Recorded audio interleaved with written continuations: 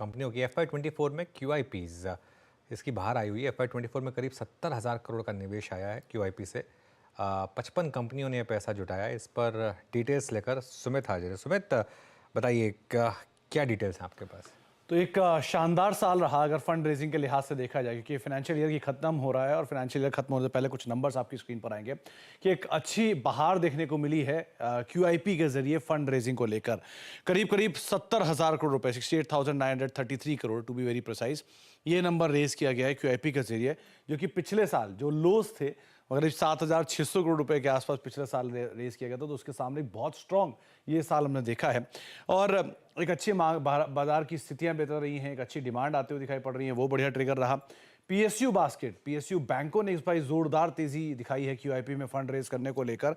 करीब करीब 18,500 करोड़ रुपए के आसपास के फंड रेज किए गए और 55 कंपनियों की तरफ से फंड रेज होते हुए दिखाई पड़े, अलग अलग सेक्टर की तरफ से।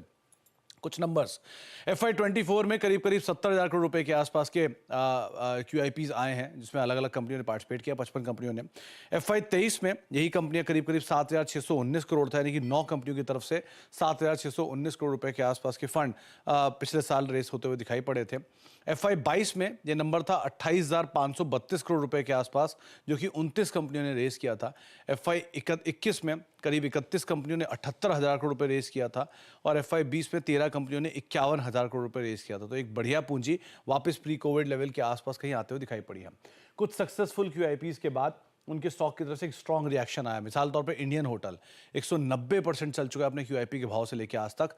ऑर्किड फार्मा करीब 152%, उज्जीवन स्मॉल फाइनेंस बैंक रफली 114% के आसपास की बढ़त, सुजलॉन एक स्ट्रॉन्ग QIP डिमांड और उसके बाद 100% का रिटर्न, बैंक ऑफ महाराष्ट्र 100% करीब चल चुका है, डेटा पैटर्न 90% के आसपास की तेजी इसमें QIP के भाव से देखने को मिली है। कुछ ऐसे दाम भी हैं जो कि QIP से बहुत नीचे कामकाज कर रहे हैं। मिसाल तौर पे हैप्पीस्ट माइंड 22% नीचे है QIP के जो दाम तय किए गए थे उससे। IDFC फर्स्ट एक बड़ा मर्जर यहाँ पर पेंडिंग है, 18% के आसपास का यहाँ पर भी डिस्काउंट है। सैटिन क्रेडिट केयर 12% अपने QIP के दाम से नीचे कामकाज कर रहा है। चोलामंडलम 6-6.5% के आसपास की गिरावट यहाँ है। बजाज फाइनेंस 5% और स्वान एनर्जी रफली 3% के आसपास ये भी अपने QIP के दाम से नीचे कामकाज करता हुआ दिखाई पड़ रहा है। तो ओवरऑल एक साल बेहतरीन साल कह सकते हैं फंड रेजिंग को लेकर, जहाँ पे सरकारी खेमे में या नॉन सरकारी खेमे की तरफ से एक स्ट्रॉन्ग फंड रेजिंग होते हुए दिखाई पड़ी है।